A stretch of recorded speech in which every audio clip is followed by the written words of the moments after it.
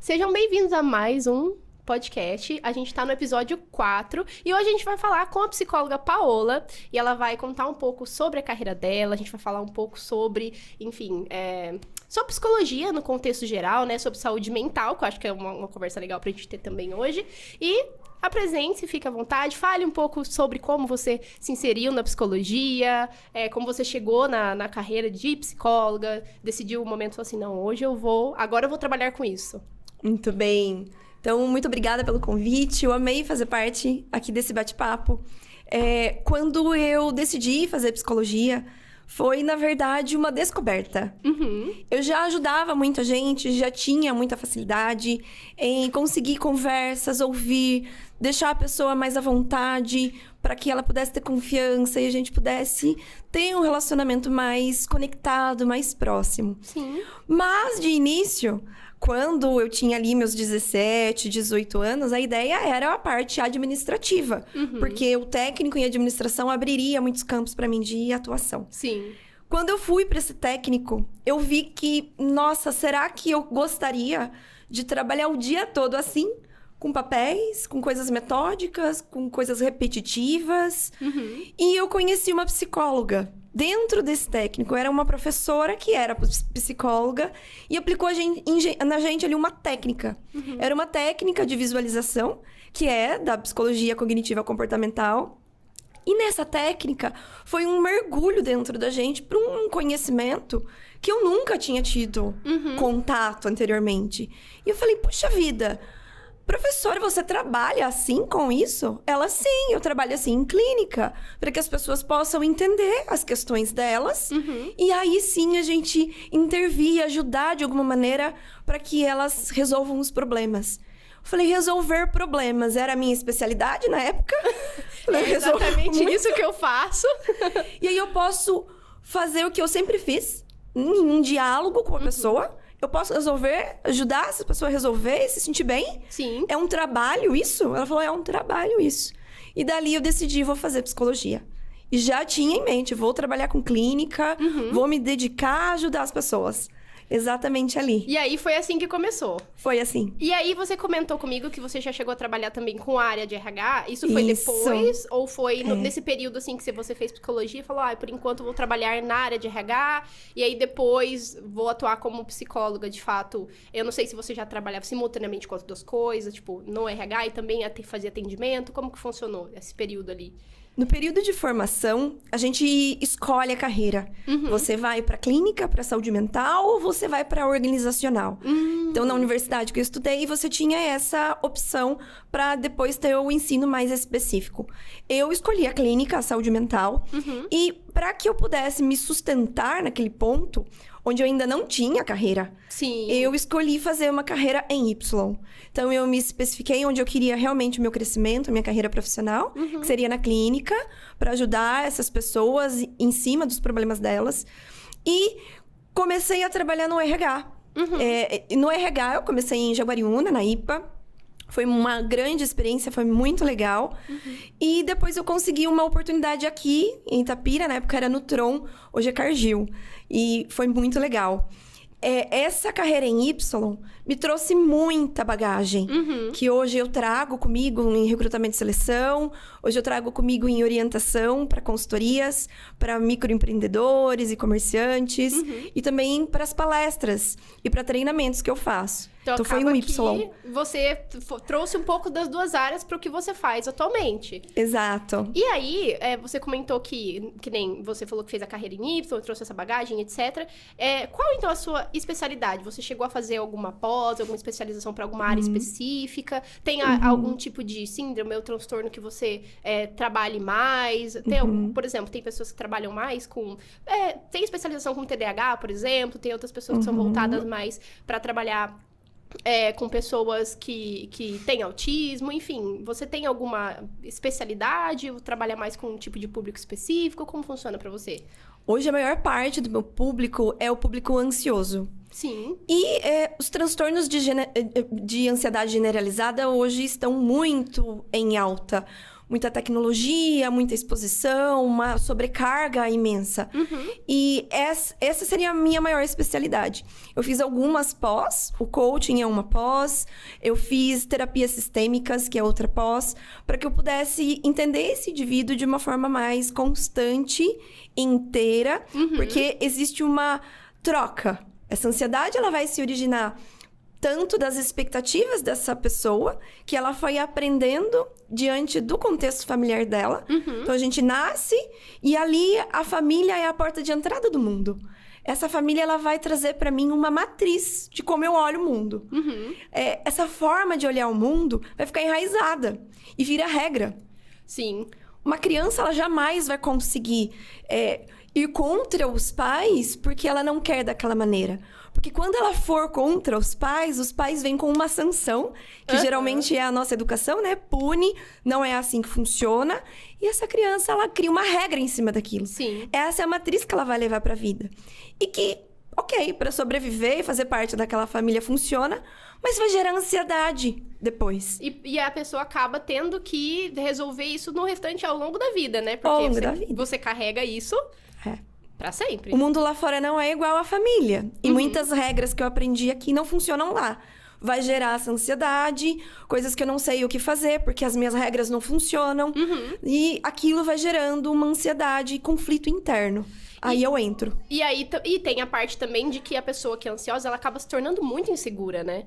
E aí é muito comum que pessoa, pelo menos, né? Acho que até das gerações anteriores, mas eu falo mais, acho que da minha geração também, acabam sendo, são pessoas, né, que vêm muito com essa insegurança de será que eu sou bom nisso mesmo? Será que eu dou conta de fazer isso mesmo? E às vezes a pessoa é muito boa no que ela faz, mas ela é tão insegura que fica nesse meio do caminho, né? Você percebe isso também? De que a geração, pelo menos mais recente, assim, dos millennials, vamos falar assim, eles têm essa personalidade ali de insegurança muito grande? A insegurança, ela faz parte biologicamente, porque ela tem uma derivação do medo, certo? Tudo que eu tenho de novidade me traz uma insegurança, porque eu não sei o que esperar. E aquilo que eu não sei o que esperar pode me lesar ou não. Sim. Biologicamente tem esse ponto. E essa insegurança que a gente vai desenvolvendo na sociedade, ela vai trazer essa bagagem do meu lar, do que eu espero. Por que eu não sou bom o suficiente? Porque naquilo que eu gostaria de fazer, eu não fui visto, eu não fui valorizado. Porque a expectativa dos meus pais era que eu não estivesse fazendo daquela maneira. Sim. Ou exatamente aquilo. Então, eu vou para uma experiência com aquele receio. Será que eu posso fazer aquilo que eu realmente sou bom? Porque eu não sei o que a Sara espera de mim. Será que a Sara vai ver que eu sou bom? Será que a Sara vai se frustrar? Porque, geralmente, se a Sara se frustrar, vai mostrar que eu não tenho valor. A gente foi treinado a entender que o nosso valor depende do outro. E não é assim. E também que o nosso valor está associado apenas ao que a gente faz. Apenas as coisas que a gente realiza, né? Exatamente. Então, eu percebo que muitas vezes, por exemplo, recentemente eu terminei a graduação, e aí na faculdade, ter saúde mental é um desafio muito grande, né? Sim. Mas manter ela, né?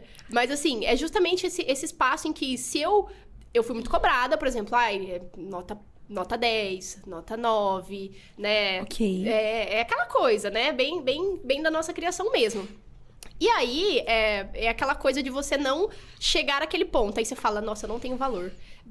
Você sabe que não é uma realidade, você sabe que aquilo não é uma verdade, você entende que, não, meu valor não está associado a quanto eu me desempenho, porque eu sei que eu me esforcei, mas se o desempenho não foi suficiente, automaticamente você já se sente menor, mesmo que você tenha feito tudo o que você poderia fazer, justamente para associar o seu valor ao fazer, né? Ao realizar as coisas, ao fazer alguma coisa bem feita, por exemplo, né? E muita gente associa o valor ao trabalho, por exemplo. Eu acho ao fazer, Eu vou usar as suas palavras. Olha só o que você disse. Eu não tirava 10 ou 9, porque a minha expectativa era tirar 10 ou 9. Da onde tirou isso? Porque tinha que ser 10 ou 9. De onde veio essa expectativa? Veio da minha casa, obviamente. Tinha que ser. Minha mãe era muito rígida, né? Sempre foi com educação em relação a... Você Tem que se destacar, porque o melhor... A intenção da mãe era o quê? O melhor lá no mundo, Sara, vai estar pra você se você estiver se esforçando muito hoje, tá? Sim. A intenção é das melhores. Mas olha o que acontece se lá na frente eu fizer... Aposto que você tirou pelo menos um 7, certo? Sim. Pelo menos um 7, está dentro, porque a própria faculdade ela vai colocar uma régua. Se você tirou 7, você está bem o suficiente. A realidade lá fora está falando pra você, tudo bem, Sara, você foi aprovada. Mas aqui dentro a sua insegurança vai bater com a regra da família.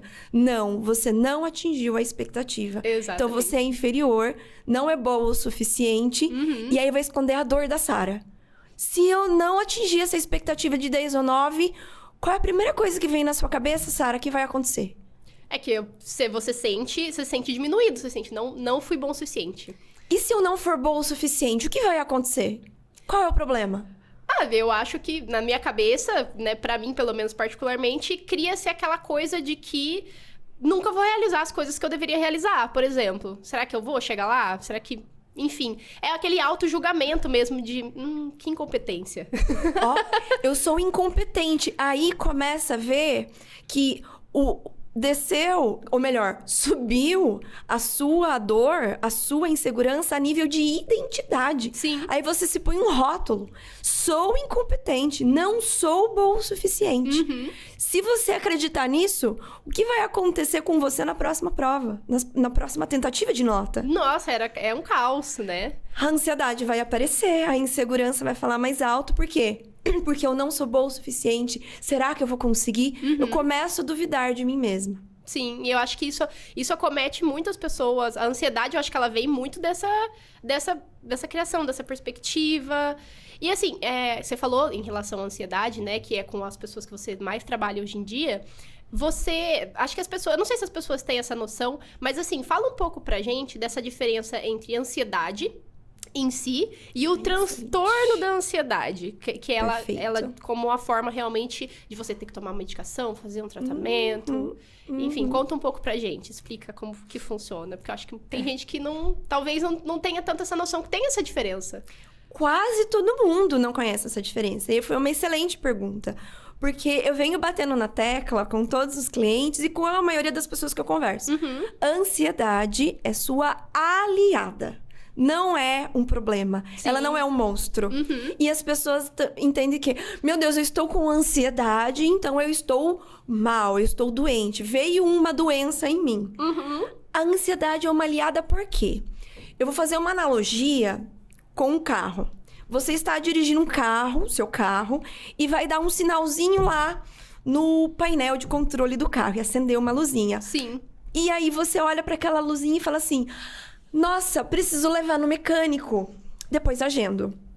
Aquela luzinha vai ficar um tempinho ali. Daqui a pouco ela vai emitir um som. Um bip. Você ignora de novo. E daqui a pouco vai começar a sair fumaça do capô do carro. Se você ignorar de novo, esse carro vai parar. Esse é o transtorno de ansiedade. Você começou a sentir sintomas, a sua ansiedade estava te avisando... Paola, Sara, tem alguma coisa aqui que não tá legal, que você precisa dar atenção. Sim. Tem alguma coisa aqui que não está congruente, você está em conflito com algo. Cuide disso. E você falou assim, não sei o que é, então depois eu vejo. Não entendi. Relaxa, toma um Rivotril e dorme. E você largou. Você largou. E largou, até chegar num ponto em que você tem crises de pânico ou de falta de ar, dói realmente o peito, parece que vai ter um infarto e você vai pra Santa Casa. Com isso, repetidamente, isso seria a fumaça do capô do carro, tá? Já chegou num ponto que tá precisando do famoso mecânico, né? Que aí você realmente não tem... Precisa entrar. Não entrou. Aí você vai ter o transtorno de ansiedade, que é... Toda vez que eu saio de casa, eu entro em crise, então eu prefiro já nem sair. Eu travei, o meu carro parou. Não funciono mais. Sim. Não me exponho mais. Não consigo mais enfrentar as situações do trabalho. Não consigo mais enfrentar as situações do dia a dia. Prefiro ficar aqui quieta, num quarto escuro. Muitos vão pegar atestado, muitos vão tentar pedir demissão, querer parar de trabalhar. Ou se o problema é em casa, vai sair de casa, mas vai travar. Porque aí virou um transtorno mesmo de ansiedade doente, porque te trouxe prejuízos no cotidiano. Sim. Aí é um problema. Eu acho que muitas pessoas acho que não têm noção do quanto a saúde mental, ela impacta na física. Tipo assim, a dimensão que é ao ponto de tornar a pessoa, assim, incapaz de conseguir, às vezes, de fazer o básico do dia a dia. E, assim, até ir parar no hospital, por exemplo. De você ter crises, assim, de... chegar num ponto emocional e aí esse estresse tão grande acometer você fisicamente, assim. Eu acho que agora a gente fala mais disso. Mas até um tempo atrás, acho que não tinha nem nome. Não tinha nome. Não tinha nome, acontecia, mas não tinha nome. Você não sabia o que era. E aí, se a gente for falar lá atrás, um transtorno de histeria, né? Que é uma forma mais doente, vamos dizer, do ser, que daí vai entrar num campo até psiquiátrico, né? Foge até da psicologia, seria mais psiquiátrico mesmo, que vai ter uma descarga neuroquímica na pessoa, e a pessoa vai entrar em histeria. Era visto antes como uma necessidade de exorcismo. Entende? Não, hoje tem tratamento, hoje isso tem nome, né? Hoje isso pode ser tratado.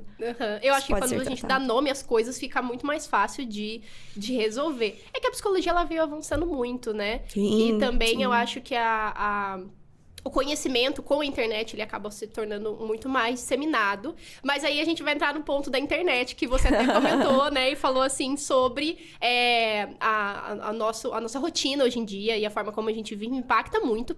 E torna as pessoas muito ansiosas, né? Muito. Então, assim, você percebe, né? Principalmente você atuando como psicóloga, com certeza acho que você deve enxergar isso de uma maneira diferente. Que o consumo hoje da gente, a forma de consumo, principalmente das redes sociais, isso impacta e torna a gente pessoas mais ansiosas? Ou tornando a gente ter mais tendência de ser ansioso? A tendência é muito maior. Porque todos nós tivemos aquelas feridas. A gente falou no início da insegurança, do não ser o bom o suficiente. O que vai aparecer na internet? O que eu quiser postar.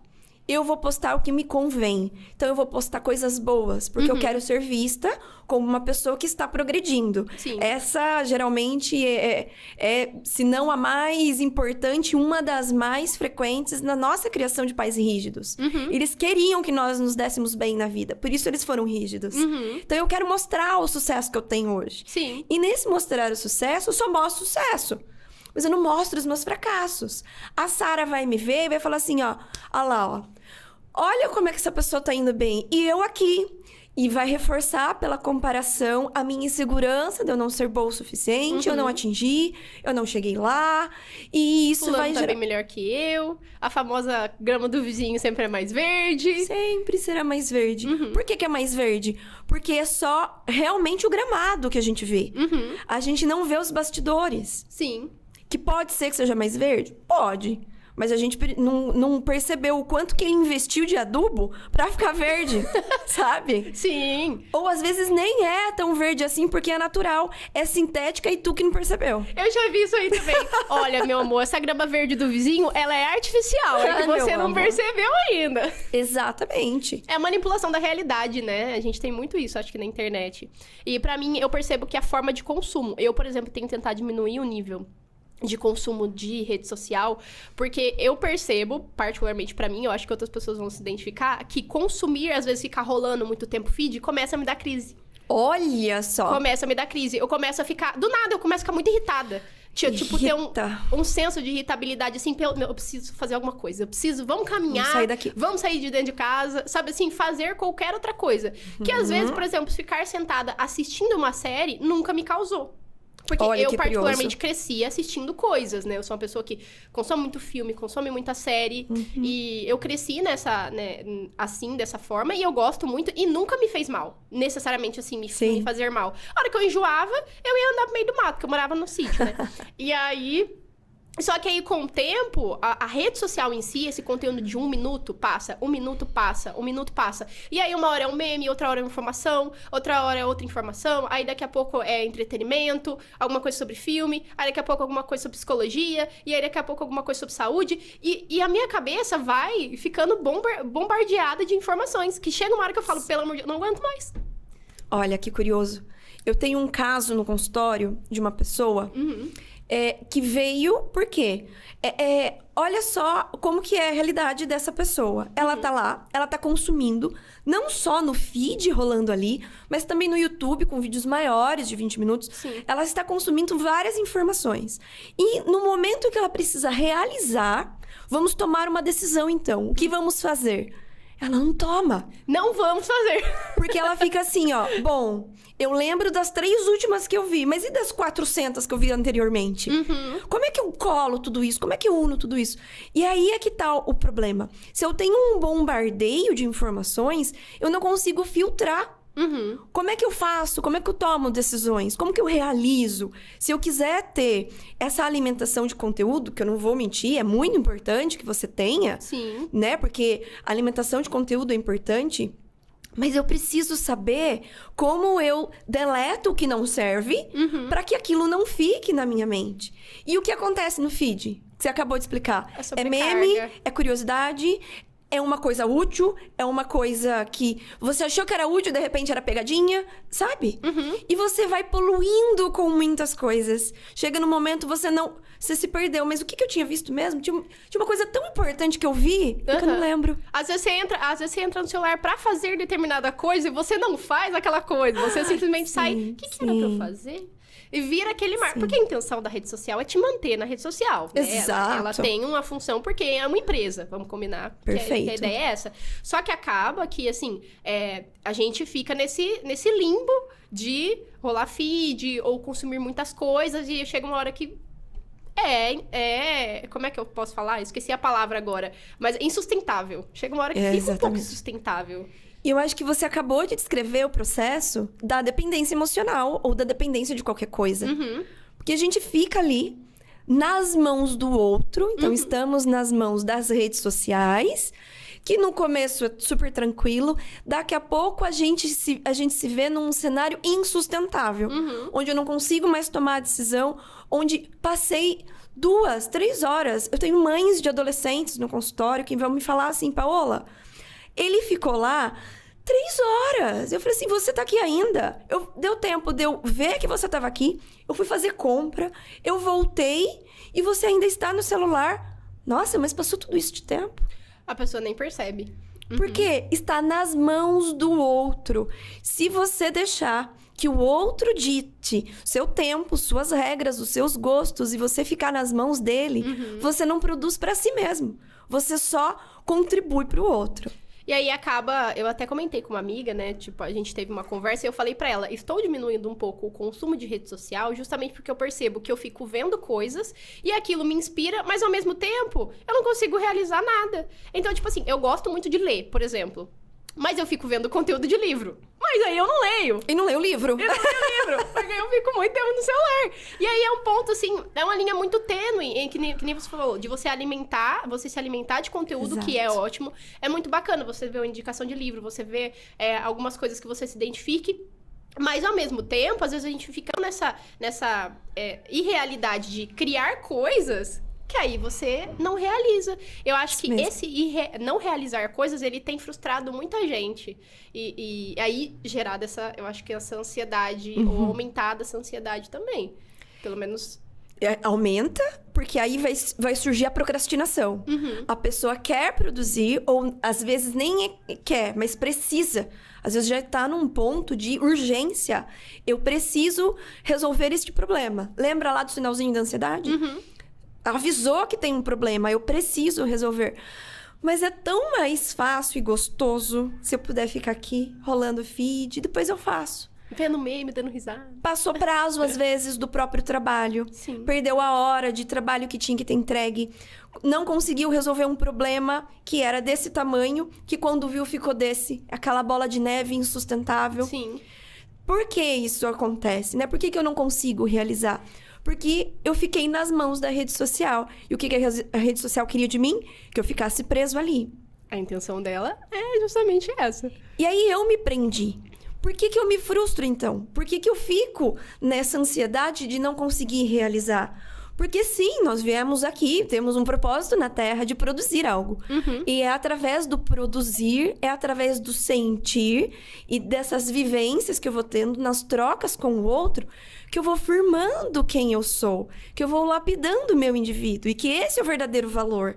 Não no que você faz, mas conforme você vai fazendo ou trocando e vivenciando, você vai deixando um pouquinho da Paola, um pouquinho da Sara no mundo. E quando eu estou ali só assistindo, eu não tô protagonista da minha história. Você não tá vivendo, tô passivo. né? Não tô nem vivendo. Porque o objetivo... Eu sempre falo que o objetivo da vida é viver. E aí você não tá nem fazendo isso, porque acaba que você fica muito tempo ali. E aí, eu queria a sua opinião em relação a isso também, que você comentou do vídeo do YouTube, né? Sobre a pessoa assistir também conteúdo. Mas eu percebo que muitas pessoas não estão conseguindo assistir nem vídeos de YouTube mais. Por serem longos, né? Por serem longos. Criou-se um consumo, assim, excessivo de preciso... Estou acostumado com legenda curta. Estou acostumado com vídeo curto. E quem que gosta de coisas curtas, imediatas? Eu quero e quero agora. Tem que ser em 15 segundos. Ou no máximo em 1 minuto. Quem que gosta? O bebê, a criança. E aí, se eu me colocar nesse lugar de criança em que tudo tem que ser imediatista... Tudo que eu tiver que fazer, que vai produzir um resultado a longo ou médio prazo que seja... deixa pra depois. Eu tenho preguiça. Impede um pouco o nosso... Acho que a gente de amadurecer, o cérebro de amadurecer, Exato. né? Eu regrido. Não só não amadureço, como regrido. Porque eu fico num lugar de criança e criança não produz. Criança não tem liberdade. Criança espera cair no colo. Porque é dependente. Esse é o lugar da criança. E eu, adulto, regredindo... É um desserviço a ele próprio e à sociedade. Porque nós contamos com todos os seres humanos aqui, colocando um pouquinho deles para nós, para que a gente possa evoluir daqui a uns anos. E essas pessoas estão matando a sua própria essência quando elas ficam lá, passivas, não fazendo nada, porque... É mais fácil ficar no lugar de criança. É mais fácil não produzir nada, né? Eu acho que é a forma como que a forma como a gente tem... É um comportamento social, né? Acho que não... Que nem eu falei, é de uma geração. Não é só um, não é só outro. Acho que veio esse comportamento geracional com o advento da internet, da rede social. A forma de consumir, ela acabou sendo manipulada, que você falou, a gente fica muito à mão do outro. Então, a rede social, ela criou-se, ela mudou, e aí a gente acompanhou, e a gente fica ali. Exatamente. E é isso. A gente acaba se tornando um pouco refém, né? Refém. E é curioso, né? Porque se a gente for ver a dinâmica, a função disso, começa assim. Eu estou fugindo de algo que eu não tô querendo lidar. Um problema... Ou eu estou evitando entrar em contato com frustrações, com as sensações de... mas e depois se eu não conseguir, eu não vou ser bom o suficiente. Eu evito essa pancada de coisas quando não assumo responsabilidades do dia a dia de uma vida adulta. Sim. Então eu fujo, e como fuga, eu vou pra onde é gostoso e fácil. Os memes, coisas engraçadas pra rir, algum conteúdo que daí me faz parecer e ter a sensação de que, é útil, é produtivo, eu tô aqui vendo coisas produtivas também. Só que se você não realiza, que peso tem o produtivo que você vê? Sim. Né? Então começa nessa fuga, para que eu não entre em contato com dores, com dificuldades, que é onde vai demandar de mim responsabilidade. Sim. O que é responsabilidade? As respostas e habilidades ao meio. E aquilo eu vou lapidando. Eu não faço isso, começa assim. O que era uma fuga se torna prisão. Porque acaba também que o nosso cérebro, querendo ou não, quando você vê coisas, consome coisas que elas te trazem um prazer imediato, acaba que você se vicia naquela sensação do prazer imediato. E aí... E o que era uma fuga virou a minha própria prisão. Eu me prendi, eu fui pra fugir... E me prendi. O que era pra ser... Fiquei refém. E acaba que faz mal. Uma coisa que você começou pra se sentir um pouco melhor, começou positivo e acaba se tornando uma coisa exaustiva. Uma armadilha. E a comparação. E é um espaço, uma linha tênue ali bem perigosa. Eu percebo isso. E eu falo como consumidora de rede social. E eu gosto muito, inclusive, porque eu acho muito legal ver e estar sempre acompanhando. Principalmente coisas de séries e filmes que eu acompanho bastante. E aí acaba que chega um ponto que você realmente fala, não, eu preciso viver, gente. Pelo amor de Deus. E esse é o ponto saudável. Porque, ó, preciso viver bom, já deu esse momento de conforto e agora eu vou viver. E no meu viver eu vou produzir, eu vou colocar o que tem da Sara pra fora e aí você vai ter uma nova vivência. E essa é a função do conforto. Gerar um tédio para que você procure coisas novas e saia sua criatividade, saia suas habilidades, saia sua essência, né? Agora, quando eu tenho preguiça de sair do momento do tédio que gerou preguiça, é onde eu estou refém e aí virou doença, aí virou vício. Entendi.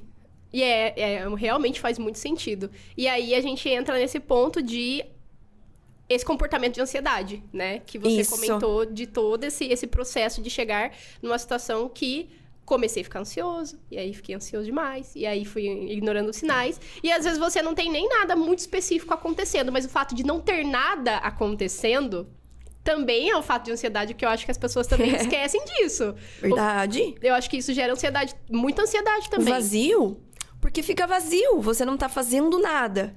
O fato de não ter nada, o seu cérebro vai te mandar esses sinais de ansiedade, dizendo, viu, não tem nada. Você não vai fazer nada, não? E aí a pessoa vai olhar e falar assim, mas se eu fizer algo, eu terei que entrar em contato com a frustração de não conseguir de primeira. Por quê? Eu tô vendo no meu feed coisas que são imediatas, aí eu começo também a responder diante daquelas coisas imediatas. Eu quero conseguir já o que eu quero já. Pra ontem. Pra ontem. Só estou vendo pessoas bem-sucedidas, não posso fracassar. Eu tenho que conseguir também. E aí, eu crio uma realidade virtual na minha mente. E eu não saio do lugar mesmo. Porque é irreal eu não errar. É irreal eu não ter que me esforçar e fazer melhor. É assim a vida. É normal que seja assim. Você não nasceu sabendo. Então, você faz mais ou menos, às vezes bem ruim, para depois fazer mais ou menos, para depois fazer bem feito. Pra depois chegar no ponto de você estar... E sempre vai se aperfeiçoar. Tem esse ponto também, que você sempre pode ser melhor. Sempre vai ser melhor. Se você investir o seu eu nisso. Sim. Que tá no campo do fazer? Tá. Mas também está no campo de experimentar, ver aqui dentro o que bate e o que não bate com o seu verdadeiro eu, que é aí o campo do valor que a gente tava falando, e externalizar aquilo. Né? E isso morre quando você fica lá paradinho. Só pra não... Se eu não fizer nada, não vamos se decepcionar, não é mesmo? Tô protegido. Porém, entediado. Tem até uma analogia. Fizeram um estudo uma vez do porquê alguns leões no zoológico não estavam comendo mais. Eles pararam de comer. E o curioso foi que... começamos a entender que eles tinham uma vida monótona, num espaço controlado, e a carne era dada. Eles não tinham que correr atrás da carne, da caça, que é a natureza deles, o valor deles, né? Eles nasceram para correr e caçar, eles são predadores. E o fato de eles não terem que caçar e a comida está ali, virou assim, ó... comida de novo. Perdeu o valor pelo excesso de disponibilidade. E aí a gente vê esse estudo, né, com base no quanto a gente está se desvalorizando em não ser quem nós somos. Não nos colocarmos no mundo. Porque é mais fácil, é mais gostosinho ficar protegido de alguns desconfortos. As pessoas confundem hoje, Sara, o desconforto da decepção, da frustração, do esforço, do trabalho árduo, com o sofrimento propriamente dito. Que não tem nada a ver com isso. Então, elas se protegem do desconforto do crescimento. Mas depois, lá na frente, elas vão ter que lidar com o sofrimento da estagnação, que é muito pior. Que é muito pior, eu concordo. Mas aí, você entrou nesse ponto também, aí eu queria te perguntar. A geração passada, que não teve acesso à internet, por exemplo, eles têm outras questões, né? Vamos por isso. Sim. Não vou falar que não tem. Tem questões, mas são outras questões diferentes do que a gente tem hoje, depois do advento da internet. E aí, eu vejo que a rotina atual que a gente tem, ela acaba influenciando muito que as pessoas desenvolvam mais síndromes e alguns transtornos, que nem o de ansiedade, por exemplo. Sim, que era aumentou. uma coisa que não quer dizer que não tinha. antigamente, né, na geração passada. Mas daqui pra frente, a gente viu, assim, um boom. Inclusive, acho que tem até um livro que fala sobre que a ansiedade é o mal do século, né? Mal desse, Sim, do temos um século. livro, realmente. E aí, então assim, você percebe realmente que essa rotina que a gente tem hoje em dia de estudar, trabalhar, e aí eu tenho que ter uma vida saudável, eu tenho que comer bem, eu tenho que ler, eu tenho que ser culta, eu tenho que ter vida social, eu tenho que sair com os amigos, eu tenho que namorar, eu tenho que tá com o cabelo bonito, eu tenho que estar bem vestida, eu tenho que fazer tudo, eu tenho que... Tenho. Exatamente. Você percebe que essa rotina e essa expectativa que a gente tem atualmente, que tem realmente influenciado que as pessoas tenham desenvolvido mais síndromes, como, por exemplo, burnout e o transtorno de ansiedade atualmente? Claro, é um precursor. Porque, ó, quando eu uso essa palavra, eu estou respondendo a regras que hoje estão aqui, mas vieram de algum lugar. Que geralmente vem da matriz inicial, né? Que é da primeira formação do indivíduo, que é a família. Sim. Tá? Pode ser que não seja só dali. E depois a escola reforce, o emprego que essa pessoa conseguiu reforce essas mesmas regras. Mas ela está respondendo a regras. Eu tenho que. Significa que se eu não conseguir, eu serei menos suficiente, inferior. Eu não serei bom bastante. E essas vão ser as dores que vão me fazer fugir. Para fugir dessas dores, eu tenho que me prestar a essa sobrecarga. O que acontece? É humanamente impossível, nós não somos máquinas. E a gente parte... não sou um robô. Não sou um robô. O que acontece com o robô? Você põe a regrinha no robô e ele faz. Ele não cansa, porque ele é um robô. Ele não tem necessidades humanas que nós temos. Nós temos necessidade de descanso. Nós temos necessidade de prazer, de amor, de ócio. Temos essa necessidade. O que acontece? Se eu negligencio essas necessidades pela sobrecarga e pela regrinha do eu tenho que, vai acontecer comigo um burnout. O que é o burnout? Uma comunicação do meu amigo, tu passou dos limites. E eu vou te dizer que não chegou no burnout. Não é mágico. Ai, de repente burnout. Não. Foi tendo uma comunicação da sua ansiedade, que é sua aliada. Lembra que eu falei? Foi tendo uma comunicação, viu? Você precisa descansar. Você bateu o carro por falta de atenção, porque você não descansou. Você precisa dar uma pausa, você precisa sair com seus amigos. Eles não te chamam mais, você tá hoje decepcionado porque eles não te chamam pro churrasquinho, porque sempre que eles chamam, você não vai. Vai te comunicando isso e você vai ignorando. Até chegar num ponto do burnout e você não conseguir fazer mais nada. Porque você matou o humano em você. Você tá exausto. Você matou a sua essência, você matou a essência, o seu próprio valor, matou. Pra tentar ser uma máquina das regras que te colocaram na cabeça do tem que. Você precisa realizar coisas. Inclusive, eu não sei se você já chegou a assistir Divertidamente. Claro! Amo! Você já chegou a assistir o 2 ainda? Ai, ainda não. Ai. E é justamente esse o ponto. Entra muito nessa coisa de entender que a ansiedade, ela é uma aliada. Porque ela tá Olha que curioso. Porque ela tá ali, por exemplo, pra avisar a personagem da Riley que ela precisa lembrar de fazer tal coisa. Ela precisa realizar tal coisa. Só que, ao mesmo tempo, quando ela chega na sala de controle, no trailer, eu acho que já tem isso. Acho não, tem sim. No trailer, pra não dar spoiler pra ninguém, que não assistiu ainda. Você pegou o trailer? No trailer, já tem essa coisa de que ela chega e ela toma conta de tudo. Isso, a ansiedade. Tem que ser imediato, tem que ser hoje, tem que ser já. Tem que ser agora. E ela fica muito nessa coisa do e se. E essa coisa do... Quando a Riley...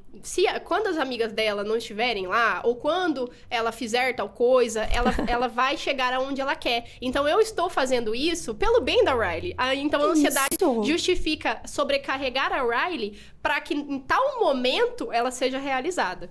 Para que em tal momento ela seja boa o suficiente. Olha que excelente. Esse é a construção de regras. Então, quando eu conseguir X, eu terei Y. Se eu for assim, então eu conseguirei tal coisa. Esse esquema de regras é que eu tenho que seguir. Porque é onde eu vou me encaixar. Vai esconder as dores da pessoa. Que pode ser que seja a dor do abandono. Eu não vi o 2, então eu não sei o que ela queria evitar. Qual era a grande tentativa de evitação da Riley. Mas era alguma coisa de abandono também. De abandono. Entra pra se encaixar. Isso. Ela é adolescente, né? Então entra naquele ponto de querer fazer parte das coisas. Olha essa regra. E aí, se a gente olhar pra nossa, né? Se a gente olhar... Vou pegar os últimos casos do consultório, ó. A maioria tá mais ou menos assim. Se eu for perfeita, eu serei amada. Porque se eu for perfeita, ninguém quer ficar sem. Agora, se eu não atingir a expectativa do outro, o outro me descarta. E essa também é uma dor na pertença. Sim, e o adolescente passa muito por isso. Porque ainda tá construindo o caráter, né? Tá construindo quem a pessoa é aquela essência. E é engraçado que até no filme mesmo, a gente tem a Alegria, né? Que aparece no primeiro filme. E a Alegria, ela é toda assim, não, porque a Riley tem que ser feliz o tempo todo. E não sei o quê, não sei o quê. No primeiro filme, a gente já tem essa conversa de que ela entende a importância da tristeza. E aí, ela também não entende a importância da ansiedade? Da ansiedade, obviamente. Só que aí, ela tem um comportamento, assim, de tentar fazer a Riley esquecer as memórias ruins pra ela não ter que lidar com aquilo. Opa, entendi. E aí, depois que o filme vai passando, ela fala, realmente, eu estava protegendo a Riley de uma coisa que ela não precisava ser protegida.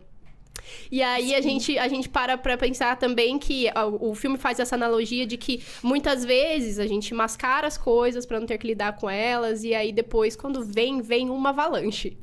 É o probleminha que se eu pudesse vê-lo agora, seria assim pra eu lidar. E o meu esforço seria proporcional a esse tamanho.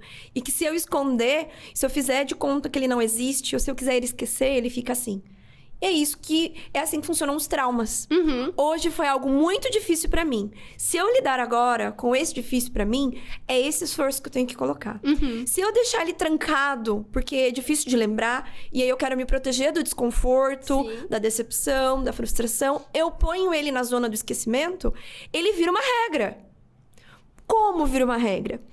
Se eu bater no braço da Sarah, ativa um circuito aqui de dor. E o seu cérebro vai falar assim, fica longe da Paola, tá? Porque ela vai machucar você. Esse circuito de dor é o mesmo que se eu falar assim, ó... Se eu te ofender, não vou falar uma ofensa, mas eu te ofendi. Doeu. É o mesmo circuito de dor que ele vai querer evitar. Sim. E por que ele faz isso? Pra você sobreviver. Porque precisa da perpetuação da espécie. Sim. Entende? Essa base vai criar uma regra. Então, se esse trauma cria uma ameaça de sobrevivência pra mim, porque ativou o mesmo circuito de dor de cortou meu braço, você quebrou o meu coração. Cortou meu braço, é a mesma dor, tá? Então, ele vai criar uma regra de que você nunca mais vai viver isso, beleza? Porque a gente precisa viver. Então, eu ponho ele na zona de esquecimento. Virou regra, é uma regra que não foi criticada. O que acontece com regras não criticadas? Eles faz você viver em função delas. Então, se eu atingir a expectativa de todo mundo, ninguém nunca mais vai me descartar. Eu serei amada por todos. Sim. Olha que regra disfuncional. Porque é impossível. Eu não consigo atingir a expectativa de todo mundo. É impossível. Entende? E aí é que tá o ponto do problema em que a gente se encontra de que o outro precisa dizer o valor que eu tenho. E que acontece com muita frequência, inclusive. Sim. Né? Principalmente que nem você falou, aí vem de casa e a gente vai crescendo. E aí isso vai sendo reforçado ao longo do período no mundo. E aí eu queria entrar em outra parte, né? Que a gente tá falando... A gente veio falando sobre saúde mental no contexto geral. E eu queria trazer ela um pouquinho pra acadêmica. Ok. Porque a gente falou de ansiedade. Sim. O lugar que mais tem ansiedade, meu Deus do céu, é na faculdade, com toda certeza. E aí, eu queria perguntar pra você... Você tem alguma dica ou você percebe coisas que poderiam ser feitas para que se torne uma caminhada um pouco mais saudável? Porque eu acho que o ambiente acadêmico em si, eu não acho que ele seja um ambiente saudável. Porque, assim, olhando, né, no contexto geral... É muita cobrança, são muitas matérias. E é a forma que a faculdade funciona, é a forma que o nosso ensino é. Então, por exemplo, agora não tem como mudar isso. É uma coisa, assim, que não tem... A gente, é aquela coisa, se eu não posso mudar aquilo, eu tenho que mudar como eu lido com aquilo. Sim, é aquela situação. Muito bem. Então, o que você enxerga que pode ser feito para que a pessoa consiga lidar com a vida acadêmica sem... se colocar nesse ponto de estar sempre ansioso e passar dos seus limites. Porque isso acontece com muita frequência também. A minha sala, no último ano, meu anjo, não tinha ninguém de pé. Não tinha Sim, um... na minha também. Não tem um que termina e você fala assim, ai, você tá bem? Tá todo mundo... Esfacelado. Tá todo mundo só querendo terminar, entendeu? É por isso que eu falo que eu acho que eu não sei se tem uma forma de um ambiente acadêmico ser saudável, ao ponto da gente conseguir estudar e não terminar nessa situação. Enfim. Eu acho que vale a pena a gente entender o ciclo. Uhum. O saudável é eu que vou colocar, tá? Eu tenho um ritmo, você tem outro. Uhum. A faculdade vai colocar pra você o que você precisa, do mínimo, pra que você seja formado, por exemplo. Sim. O nível de cobrança que você vai colocar em cima de você tem que respeitar as suas necessidades. Então, eu vou precisar me ausentar. Por exemplo, o TCC é prioridade, talvez eu precise me ausentar em algumas reuniões de amigos e famílias para que eu possa me recuperar. Uhum. Eu vou precisar de reuniões de amigo e família para que eu possa distrair um pouco a minha cabeça e não fique só no estudo. Sim. E aí, eu não dê o meu melhor em todas as disciplinas e foque naquelas que vai fazer diferença na minha carreira. Uhum. Por que que tem que ser de cada um? Porque a gente não pode tirar o fator humano. O que que a Paola fez? Na época do... Uau, último ano tinha estágio, relatório, TCC, e tinha trabalho, eu trabalhava... Ainda tem as matérias. Uhum. Eu trabalhava das 7 às 5h30, pegava o ônibus pra ir às 6h15, então eu escolhia, ou eu tomo banho ou eu janto. O que que eu vou fazer?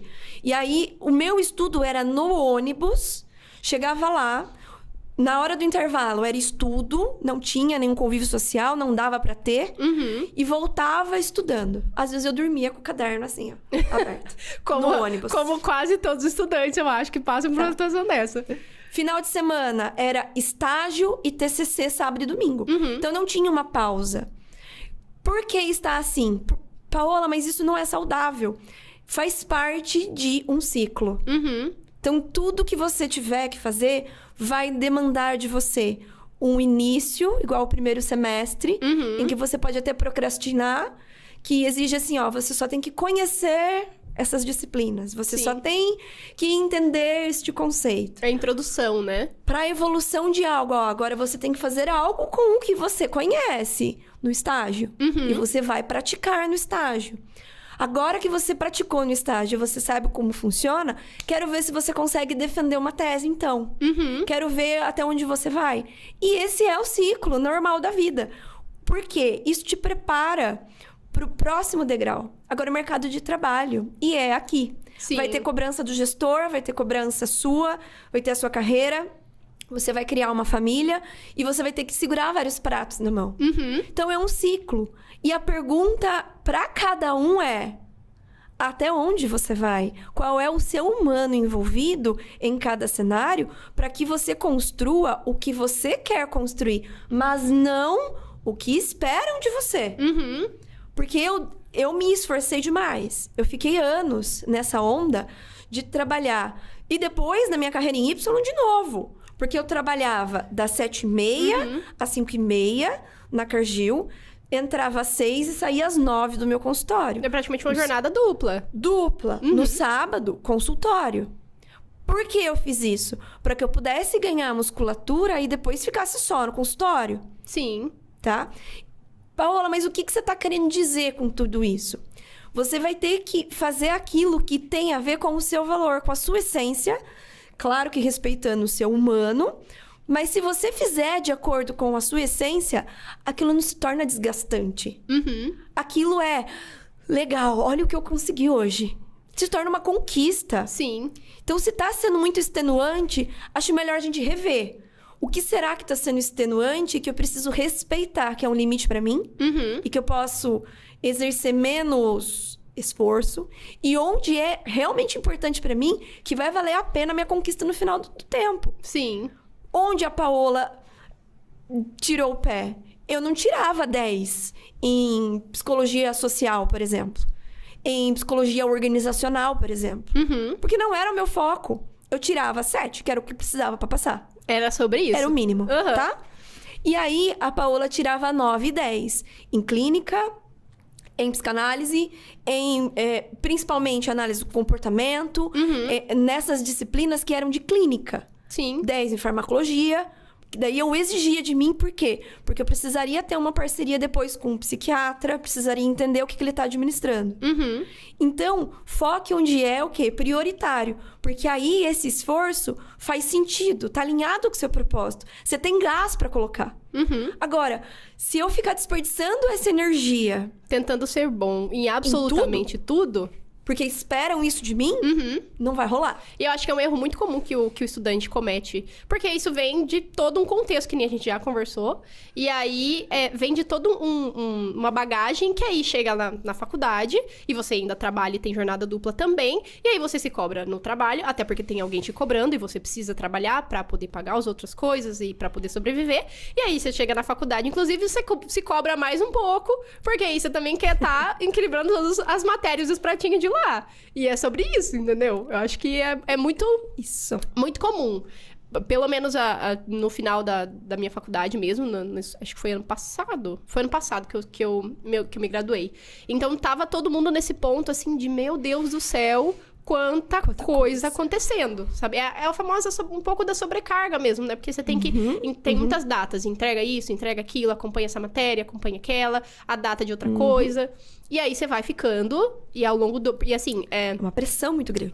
Provavelmente vocês também, na faculdade de psicologia, acho que fazem mais de um estágio. Eu não sei como que funciona. Sim. Então, lá eram 2 estágios, né? Um no primeiro semestre e outro no segundo semestre. Entendi. Então, a quantidade de horas que a gente tem que bater, realmente acaba sendo uma coisa que vai ficando, ao longo, cansativo.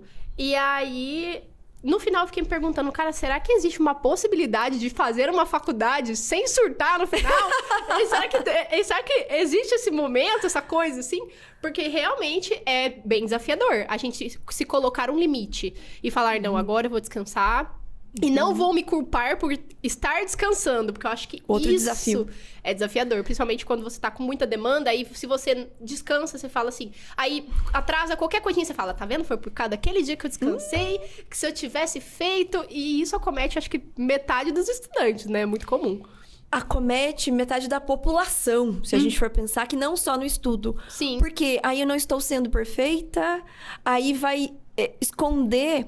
essa sobrecarga, essa perfeição, esse dar conta de tudo, equilibrar todos os pratos, a gente precisa olhar o que isso esconde. Satir vem falar um negócio muito importante. Toda a expectativa minha, que é essa regra que eu fico perseguindo, tá? Do tem que... Toda regra é um cenário de expectativa. Eu tenho expectativa daquilo. Então, por que eu faço e cumpro aquelas regras? Porque eu tenho a expectativa de conseguir algo. Essa expectativa de conseguir algo é um espelho direto da minha ferida maior. Então, eu preciso ver o que isso esconde sobre mim. Né? Qual é essa expectativa? Por exemplo, a Paola tinha uma expectativa de que se a Paola conseguisse fazer tudo... ela nunca mais ia ser descartada, que era a minha maior dor, né? Eu era rejeitada, eu não era vista. Então, se a Paola fosse perfeita, quem vai jogar fora algo útil? Ninguém. Né? Então, eu sempre terei um lugar, eu sempre serei incluída. Mas o preço que isso estava demandando de mim pela sobrecarga começou a me mostrar que... será que eu tô no lugar certo? Porque tá desgastante, né? Se eu estivesse fazendo um esforço onde fosse fidedigno, não precisaria estar nesse desgaste. Então, eu tô no lugar errado. O que isso tá dizendo sobre mim? E aí, tava me falando lá atrás do medo de ser descartada. E era um medo infantil. Pensa numa criança descartada. Vivendo aí... sem utilidade. Sim. Ela morre. Então, por criança, é melhor que eu siga as regras. É inteligente eu seguir as regras. Porém, na fase adulta, eu tenho que aceitar que não, eu não serei aceita por todo mundo. Eu não serei bem vista ou bem quista por todo mundo. Serei descartada por algumas pessoas, mas eu terei o meu lugar de pertença. Que aí é eu que faço. E aí, quando a gente é adulto, a gente esquece que a gente pode questionar as regras, né? A gente esquece. A gente esquece, porque a gente tá tão condicionada a não questionar, porque a gente foi criado essa forma de eu mando, você obedece, e assim funciona. Que aí, quando você cresce, você é apresentado por regras, e aí você fala, tá bom, essas são as regras, assim que funciona. É assim que funciona, e eu não questiono mais por sobrevivência. É aquela famosa fábula do elefantinho, que vem filhote pro circo, se coloca uma algema nele, né? Uma corrente. Ele não consegue quebrar de pequeno porque ele é um filhotinho. Mas ele vai crescendo com aquilo no pé e quando ele é enorme, ele quebra na maior facilidade. Mas ele não tenta mais. Porque ele já tem a regra de que não adianta quebrar. É pior, não vou conseguir e já tô ele preso segue a aqui regra. mesmo. Exatamente. É aquele famoso, já tô preso aqui mesmo. Exatamente. Quando você é adulto, você chega nessa ferida, que eu cheguei, por exemplo, que eu não podia ser descartada, e que eu tinha que ter ali, eu tinha que agradar pra pertencer, você começa a falar assim, mas caramba, hoje se eu não agradar aqui pra pertencer, pouco importa, porque eu me sustento, né? Sou eu, tudo depende de mim na minha vida. Então tá tudo bem eu abrir mão de algumas relações, tá tudo bem eu abrir mão de alguns lugares, pra que eu me coloque onde eu realmente mereço. Sim. Aí sim você consegue pôr os limites sem culpa. Aí sim você consegue falar, não, isso aqui eu não vou fazer. Não, isso aqui não me pertence, dá licença. Não, eu não preciso. Não preciso. Aí é sem culpa, aí é leve, porque não tem mais nenhuma dor te lembrando de que, cuidado, hein? Isso aqui vai afetar você. E acho que é muito difícil a gente chegar nesse ponto sozinho. Porque às vezes é um trabalho é dificílimo, muito dificílimo. Complexo. E aí, aí a gente, pra ir finalizando, claro, em relação a isso, você acha que ainda as pessoas têm muita dificuldade? E porque, assim, existe um preconceito muito grande em relação a ir a um psicólogo, a procurar ajuda, né? E aí que eu queria te perguntar, você enxerga ainda como, agora como psicóloga, já trabalhando com isso e, enfim, já tendo uma carreira com isso, você percebe que, mesmo hoje, as pessoas ainda têm muita dificuldade de procurar ajuda, de procurar um profissional e de perceber que realmente, não, eu estou num momento que, se eu não procurar alguém, eu não vou sair daqui, porque sozinho é muito difícil. Já se quebrou muito. Tinha-se um tabu de que se eu procurar um psicólogo, é porque eu tô louco. Só coisas graves de hospital psiquiátrico. Já se quebrou muito. Hoje as pessoas já estão conseguindo ver melhor a psicologia como saúde mental mesmo. E que eu cuido pra não precisar chegar num hospital psiquiátrico. Né? Eu cuido dos sinais com um psicólogo pra que eu não precise, né? Como naquele exemplo que a gente deu do carro. Eu cuido dos sinais, né, do carro. Eu cuido dos meus sinais mentais, da saúde mental, para que eu não precise fundir o motor e não precise ir num hospital psiquiátrico. Então, hoje já se quebrou bastante. Mas eu vejo que, principalmente em homens, ainda existe muito tabu de assim, mas será que vai funcionar? Porque já tiveram experiências também que foram só bate-papos, que foram vazios, e às vezes chegam em mim e falam assim, eu só vim aqui porque eu vi que você tem prêmio, eu vi que você tem boas recomendações de clientes, eu recebi indicação, então vim aqui pra testar, tá bom? Mesmo assim, vem com o pé atrás. Já quero ver se funciona mesmo. Porque não acho. Nem acho que eu preciso. Mas a minha esposa disse que seria bom. É incrível, porque o homem sempre acha que ele é super bem resolvido, ele nunca precisa de nada, né? É impressionante. Eu percebo muito isso também, que é aquela coisa de tipo, será que eu preciso? Eu acho que eu me sinto tão bem resolvido. A hora que você vai começando a conviver com a pessoa, você fala, então, será que eu aviso? Será que a gente avisa? Será que a gente avisa? Porque é delicado pra essa pessoa. Sim. Foi aquele trauma, aquela bolinha que ele colocou na zona de esquecimento, virou regra. Ele se comporta desse jeito de forma automática, nem percebe, os outros percebem. Sim. Porque não tem a mesma dor que ele. Então não tem a mesma expectativa, não tem o mesmo conjunto de regras operando ali. Sim. Né? Mas quando ele chega lá e ele vê e fala assim, nossa, mudou tanto, mudou aqui, mudou essa área, agora no profissional eu consigo isso, no pessoal eu consigo isso, meu relacionamento tá assim, que eu não tinha parado pra pensar que é tudo isso. Sim, é uma dificuldade muito grande, né? Eu acho que e até é cultural, é uma dificuldade cultural do homem conseguir se abrir, de se pôr nessa posição de vulnerabilidade. E aí a gente entra num outro contexto, mas realmente trabalha nessa questão de os homens terem dificuldade de procurar ajuda. Eu nem sei se é num outro contexto, né? Eu acho que encaixa muito aqui a vulnerabilidade. Porque o que é a vulnerabilidade? É aceitar a sua ansiedade como sua aliada. A sua tristeza como sua aliada. Sim. A sua raiva como sua aliada. Elas estão servindo você. Elas estão fazendo algo por você. Aprenda a ouvi-las. As pessoas falam de emoções negativas. Não são Não negativas, tem gente. emoção negativa, gente. Só são desconfortáveis de sentir. E aceite o desconforto. Eu acho que esse ficou o grande X da questão, a moral do podcast, né? Aceite o desconforto. Ele não é sofrimento, né? E por quê? Porque essa é a parte que você está vulnerável. E o homem não pode ser vulnerável, né? Ele foi criado porque o homem é macho, o homem tem que conseguir, o homem não pode fraquejar, não pode chorar, o homem não chora. Tem até música sobre isso. Tem. E a verdade é que é todo mundo ser humano, independente de ser homem ou mulher. São todas pessoas, são pessoas, né, que têm personalidades complexas, pessoas são complexas, e realmente, se você ser diminuído a simplesmente dar conta de tudo, simplesmente porque você é homem, né, é muito complexo. Te robotiza, tira o seu fator humano. E acho que o tabu grande é... Se eu procurar um psicólogo, porque eu não dei conta, eu fui fraco. Eu fui fraca. Mentira! Porque precisa de muita força pra ir no psicólogo e enfrentar de frente os seus demônios. E pedir ajuda. Não só pedir ajuda, porque no psicólogo você vai encarar de frente as suas maiores dores. Você vai encarar de frente os seus maiores demônios. E precisa de muita coragem pra isso. Gente fraca não vai no psicólogo. Narcisista, por exemplo.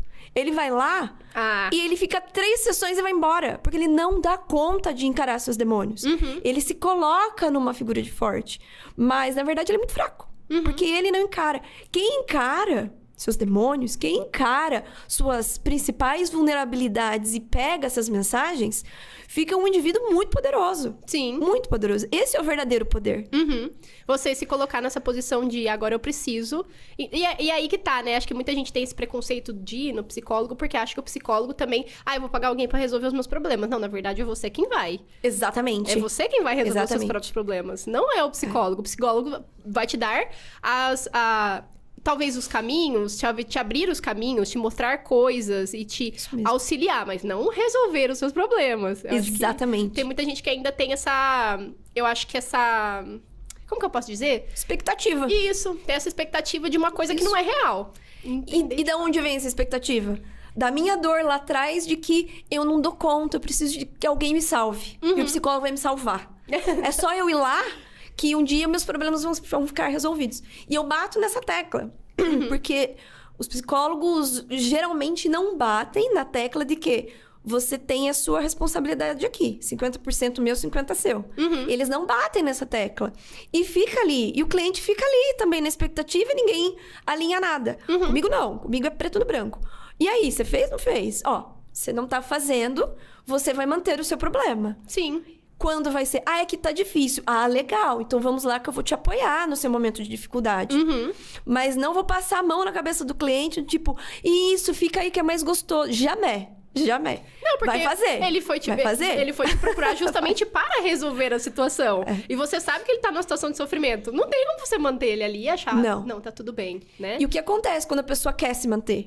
No meu caso ali. Olha, eu não faço esse tipo de trabalho. Por quê? Porque existe inconscientemente aquela pulguinha de que mais um pouquinho ela me salva, ela me tira daqui.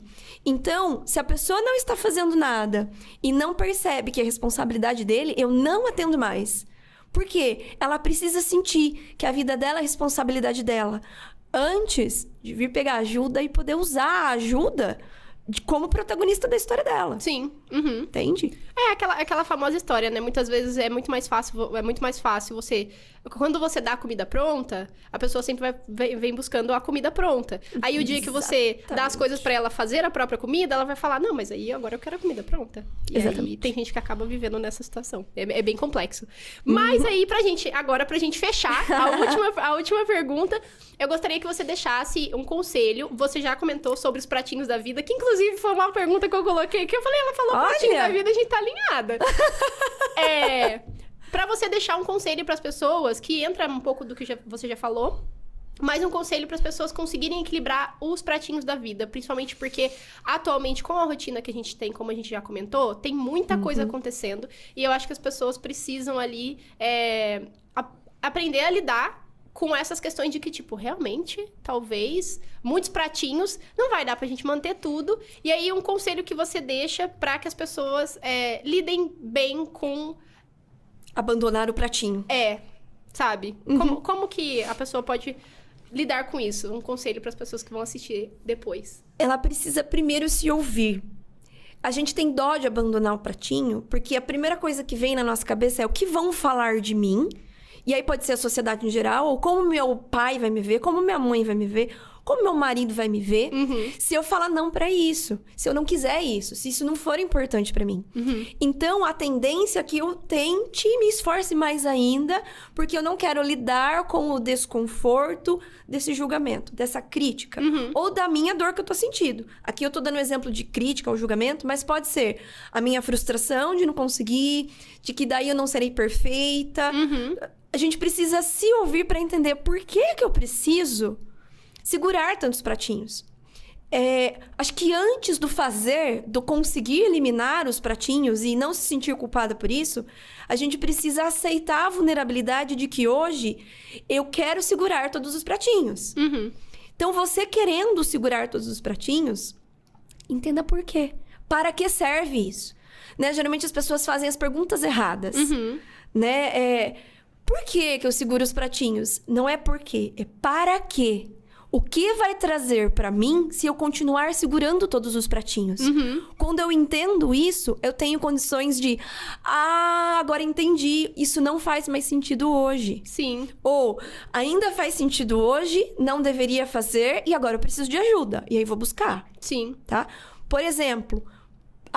então eu tava querendo ser perfeita, lembra da Paola? Estava querendo ser perfeita, porque aí eu não seria descartada mais, não entraria mais em contato com essa dor, e aí sim, pronto, eu estaria garantida na minha sobrevivência. E criei essa regra.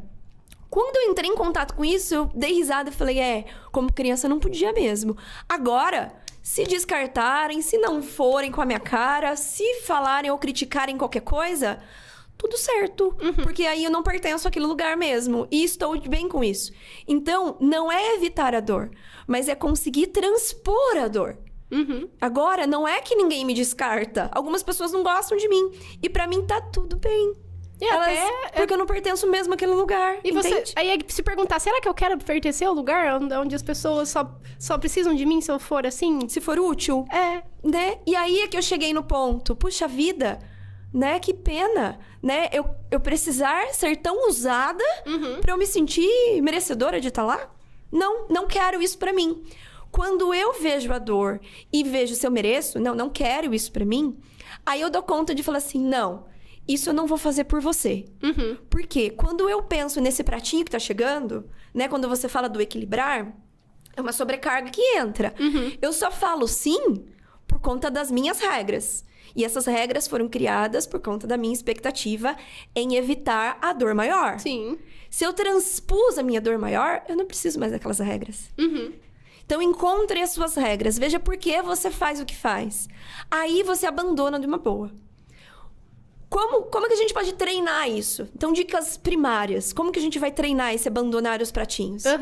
Vamos começar a exercitar, falar não. A gente fala muito sim. Né? A regrinha que eu uso é a mesma que o Joel J fala. Se você tem certeza que é sim, é sim. É sim. Se você tem dúvida, talvez já é não. É não. Mesmo que você mude de ideia depois, beleza, você pode vir a falar sim depois. Mas de cara é não. Sustente esse não. Porque você precisa ser primeiro fiel a você. Depois você serve o outro. Pra você não ficar nesse lugar de objeto, robô. De que tem que ficar servindo toda hora. E tem que fazer tudo, tem que dar conta de tudo. Tem que ler, tem que estudar, tem que ser culto, tem que andar de bike, tem que correr, tem que... Meu Deus! Não! Outro dia eu acordei com dor de cabeça e veio aquela regra. Nossa, Paola, mas você se propôs a hoje ser o prazo final pra você dar conta de estruturar aquele projeto seu. Eu falei, mas não vai ser. Eu vou me flexibilizar e estruturar esse projeto no final de semana seguinte, porque hoje eu não tô bem. Não quero. Não estou bem. Não é que não quero, eu não estou bem. Vou fazer mal feito, não vou me dedicar e não estarei me respeitando, que é um grande valor pra mim. Respeito é um grande valor. Então, eu preciso praticar os meus valores comigo mesma. Quando eu consigo entender essa regrinha, qual é a dor que eu tô tentando evitar, e eu transpasso essa dor aceitando que... sim, poderá que um dia me descartem. Poderá ser um dia que não concordem comigo. Poderá ter um dia em que eu não serei útil para aquela pessoa e ela não queira ficar perto. Tudo bem. Eu não preciso mais segurar todos os pratinhos e eu escolho quais eu vou deixar entrar e quais vão ficar de fora. E aí acaba ficando muito mais fácil. Sim, aí é leve. Aí é leve. Aí você dá conta de falar, esse pratinho... Não. Não. É isso, gente. Não, acho que não teria forma melhor de terminar esse podcast Que bom. do que com essa frase final. E aí? Que bom, muito obrigada. Eu agradeço muito a sua presença. Eu que agradeço. Foi um papo super enriquecedor. Eu acho que as pessoas vão gostar muito. Eu espero que vocês aproveitem demais. Peguem as dicas, né? Aqui, Pratiquem aí. Com a Paola. O objetivo é ser útil. Exatamente. Inclusive, se vocês quiserem depois, seguir ela lá nas redes sociais dela. E é isso. Legal. Sigam. Muito Beijo obrigada. E até o próximo episódio. Tchau, tchau.